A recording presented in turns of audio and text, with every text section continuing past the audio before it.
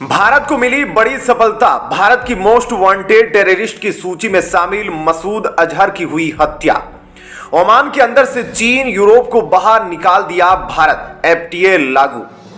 भारत के most wanted terrorist की सूची में शामिल मसूद अजहर अब नहीं दिखेगा। एक बम ब्लास्ट में उसकी मौत हो गई है। 1 जनवरी को ऐसी खबरें हर जगह वायरल हो गई थी। मस्जिद से वापस जाते समय अज्ञात लोगों के द्वारा किए गए बम विस्फोट में उसे मार दिया गया है। मौलाना मसूद अजहर आतंकी संगठन जैश-ए-मोहम्मद का मुखिया था। इंडिया की कई न्यूज एजेंसियों की खबरों में इस बात की जानकारी दी गई है, लेकिन अभी तक किसी भी प्रतिष्ठित न्यूज एजेंसी इस खबर की आधिकारिक पुष्टि नहीं की। पाकिस्तान के अंदर से आई रिपोर्ट में यह दावा किया गया कि मोस्ट वांटेड संसद हमले मामले में शामिल मौलाना मसूद अजहर का जहन्नुम का टिकट कट चुका है।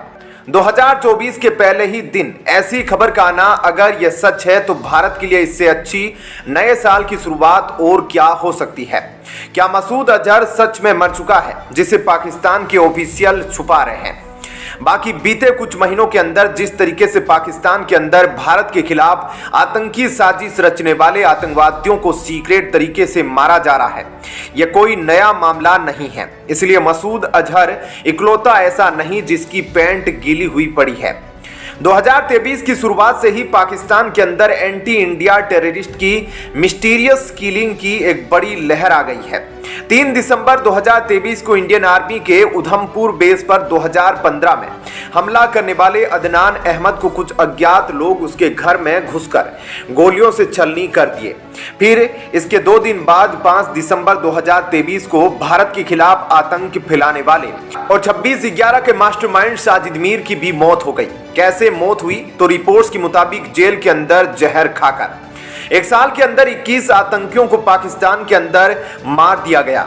लेकिन सबसे हैरानी की बात यह है कि इनको मार कौन रहा है, अभी तक पाकिस्तान की जांच एजेंसी पता नहीं लगा पाई है।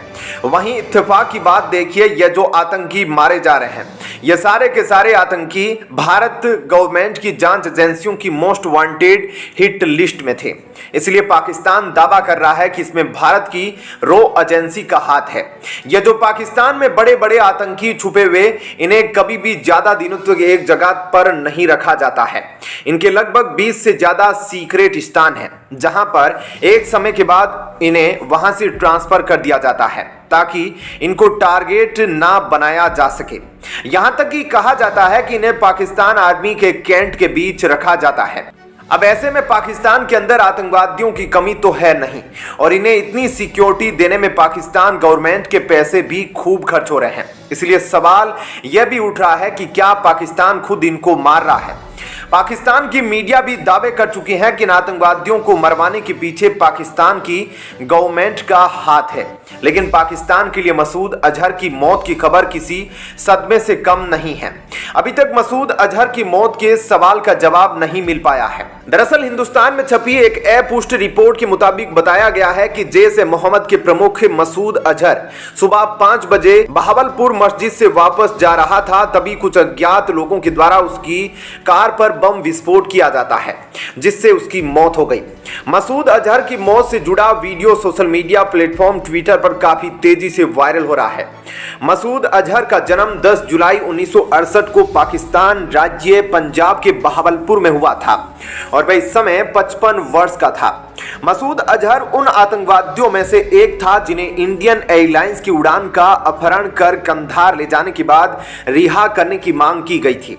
दोस्तों, देखा जाए तो पाकिस्तान की हमेशा से फितरत रही है भारत के अंदर आतंक फैलाने की। पाकिस्तान आतंकवादियों को पालने में मजबूर है, क्योंकि अतीत में जिस तरीके से इंडियन आर्मी के हाथ पाकिस्तान की सेना को करारी शिकस्त मिली है, उन्हीं हार का बदला लेने के लिए पाकिस्तान आतंकवादियों के जरिए भारत को कमजोर करना चाहता है। दरअसल पाकिस्तान की भारत पर नजर रखने वाली कमेटियों ने 80 के दशक में पाकिस्तान सरकार को बता दिया था कि भारत से कभी भी सीधे तौर पर युद्ध में जीता नहीं जा सकता है। इसलिए अगर पाकिस्तान को भारत पर दबाव बनाना है तो भारत को आतंकवाद के जरिए पहले कमजोर करना होगा, और यही सिलसिला आज तक चला आ रहा है। तो दोस्तों, यह तो थी पहली खबर। अब आइए बढ़ते हैं दूसरी खबर की ओर। दोस्तों यह खबर भारत और ओमान से जुड़ी हुई है। अरब देशों में ओमान भी बहुत अमीर देश है, लेकिन यह सऊदी अरब और यूएई की तरह अपने पैसों का दिखावा नहीं करता। भारत और ओमान के बीच ऐतिहासिक संबंध है। ओमान में परंपरा है कि जो भी वहां का प्रिंस बनता है उसे भारत में आकर पढ़ाई करनी पड़ती है। लेकिन 2024 की शुरुआत होते ही ओमान और भारत के बीच से जो खबर आई है उससे इन दोनों देशों के बीच में संबंध और मजबूत होने वाले हैं। दरअसल पिछले साल दिसंबर 2023 में भारत और ओमान के बीच फ्री ट्रेड एग्रीमेंट का प्रपोजल रखा गया था और इस दौरान ओमान के राजा भारत के दौरे पर भी आए थे। अभी इस दौरे के कुछ दिन बाद ही एफटीए पर दोनों देशों के हस्ताक्षर करने की खबर आ गई। दरअसल सीएनबीसी की रिपोर्ट के मुताबिक दोनों देश एफटीए पर हस्ताक्षर करने के लिए सहमत हो चुके हैं और इसी महीने आधिकारिक रूप से एफटीए पर हस्ताक्षर कर दिया जाएगा। वहीं खबर यह भी है कि प्रधानमंत्री मोदी ओमान की यात्रा भी कर सकते हैं। अगर भारत और ओमान के बीच संबंधों की बात करें तो दोनों देशों के बीच 5000 साल पुराने व्यापारिक संबंध है और दोनों देशों के बीच राजनयिक संबंध 1955 में स्थापित हुए और 2008 में इसे रणनीतिक साझेदारी में बदल दिया गया। भारत ओमान से भारी मात्रा में नाइट्रोजन का इंपोर्ट करता है जिससे यूरिया बनाई जाती है। इसके अलावा कई तरीके के फर्टिलाइजर भी ओमान से भारत को इंपोर्ट होते हैं। इसके अलावा कई तरीके के पेट्रोलियम प्रोडक्ट भी भारत ओमान से खरीदता है। बहरहाल देखा जाए तो अब दोनों देशों के बीच फ्री ट्रेड एग्रीमेंट साइन होने पर अभी तक ओमान से जो प्रोडक्ट भारत में इंपोर्ट होते थे तो उन पर जो टैक्स लगाए जाते थे वह टैक्स नहीं लगाए जाएंगे, जिसके चलते अब चीजें सस्ती हो जाएगी।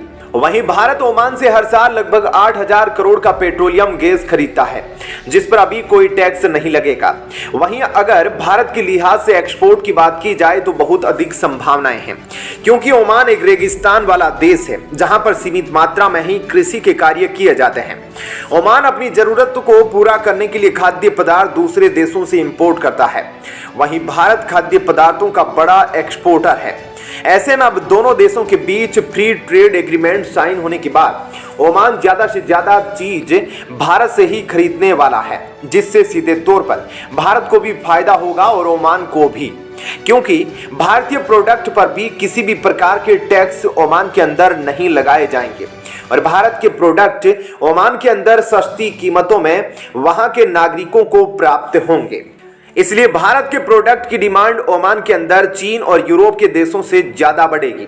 बहरहाल दोस्तों इस खबर में इतना ही, लेकिन यह वीडियो आपको पसंद आई हो तो वीडियो को लाइक और चैनल को सब्सक्राइब जरूर करें। मिलते हैं आपसे इसी तरीके की किसी और नई वीडियो में। जय हिंद, जय भारत।